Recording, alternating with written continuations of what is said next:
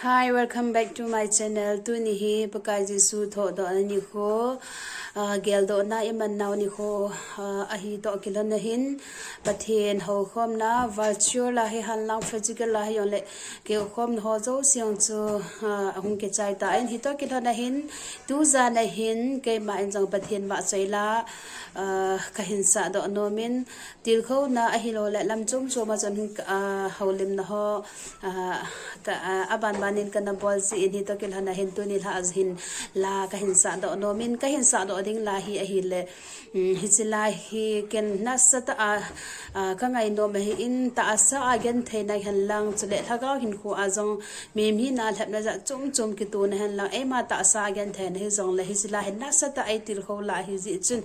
aji chu pa kai jisu krista lam eva te nga le si na ama in bo za kai tam ta ha sa again the ho hi ama jang pathin cha pa hi jing wa nga I ho dinga example eva to ni dinga wa ana thu gal ka hi to kelana hi tu ni ai mem hi na ha sa again the na la e pi situation hi zong le ama eva ting le ama in anazo a kitil kho na chutil sol sa ho anazo sa a hi za su hi si krista te lo lam dang lo ti hi ke zong ai til kho ta la khat hi ji chun ka first album in kana sa ta in ka hung tawe ki ti album chun hi chu hi in tu ne live a ka hin sa do no me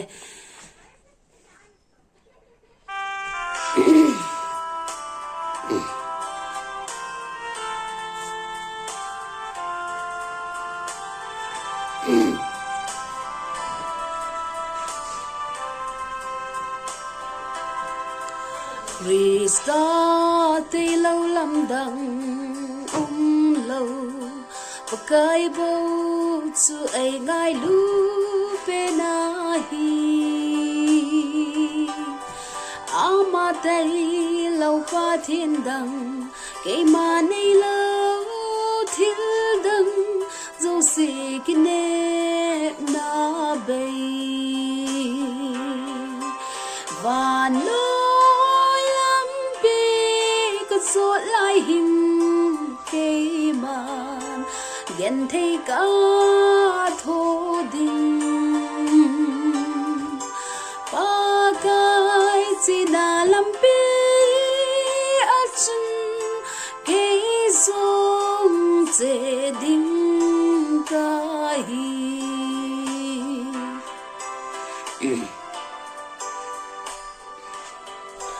thêm ga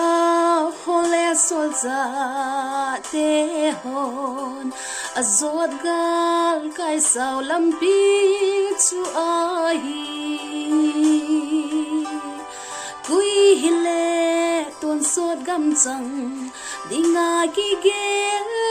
zo sen le se thu ge da hen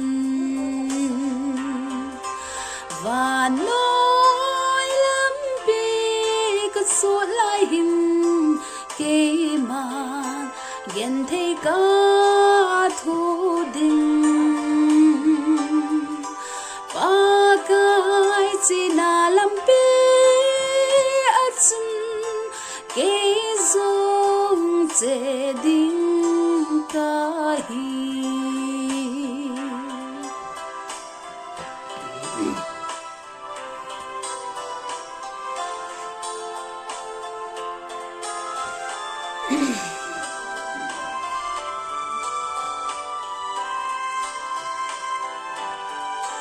Krista nung duy ra kỳ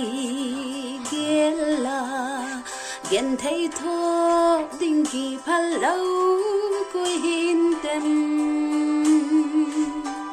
sum lệ se sana đăng ca lâu pi na muốn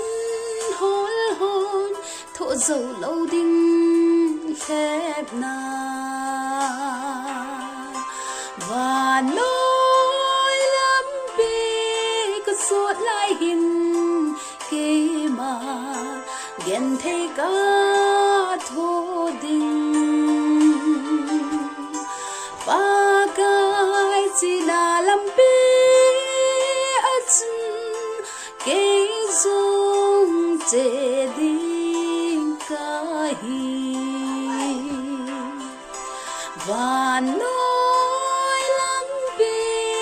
so lying ke man gen the ka thu ding pa kai china lampi atsin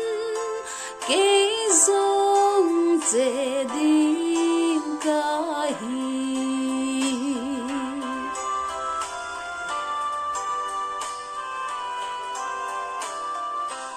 kipa min hi chiwa choila ka hinsa abula patna tu achele gai ngai ho zo si chunga kipa thu ka hinse jin abanting le mei heila ishwar gi wari nangna tari tila chu ka hinsa ki de hi e lungsit an pathen ba choila ka sa ho zong eina ngai pi win lang aji chu thu ho hi ki til kho ta ta hi jin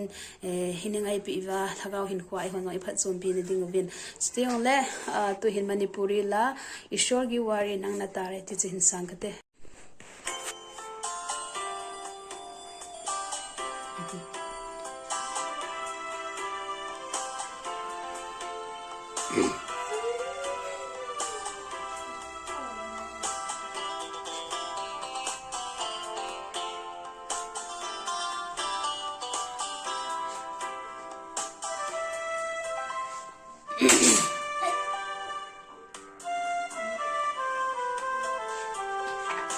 Isurgi wari nangna tare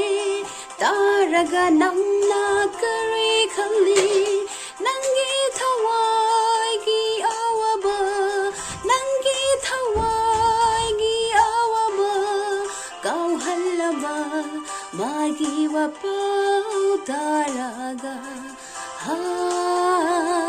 taraga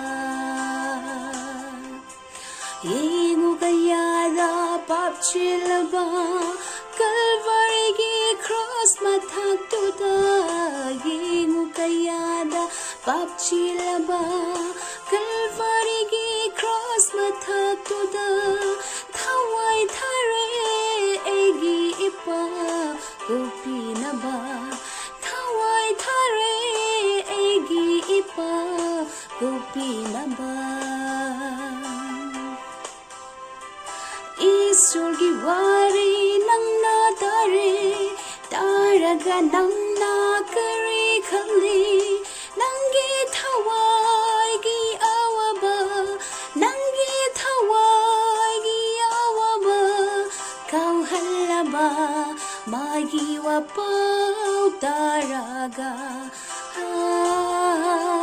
taraga Ishwara di nang bunung sibi awa bakang bi cross matata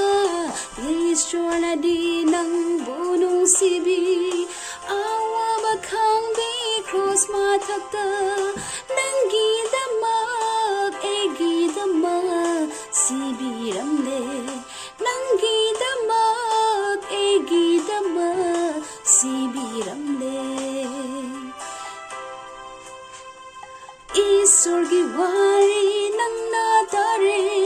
taraga nangna kare khali nangi thawai gi awaba nangi thawai gi awaba kau halaba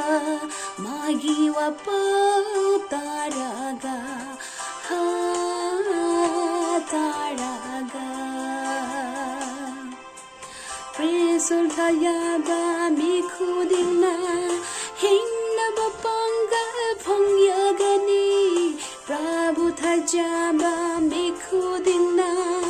hinna bapangal phangyagani Leiminani Prabhu maga sharga duda Leiminani Prabhu maga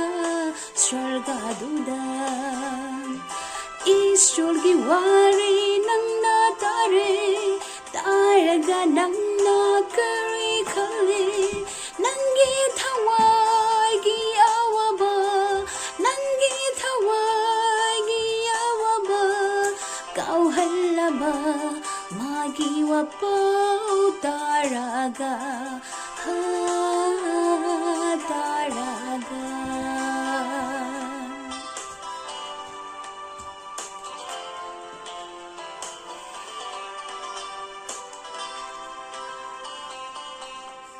ke pa me manipuri la ka sa na ngai ho zo si chung jang ke pa thu ka hin se ye hi pathenin wa chai la sa te ho zo se ading in phathei bo pi taw hen ka ke pa e mang phata ba le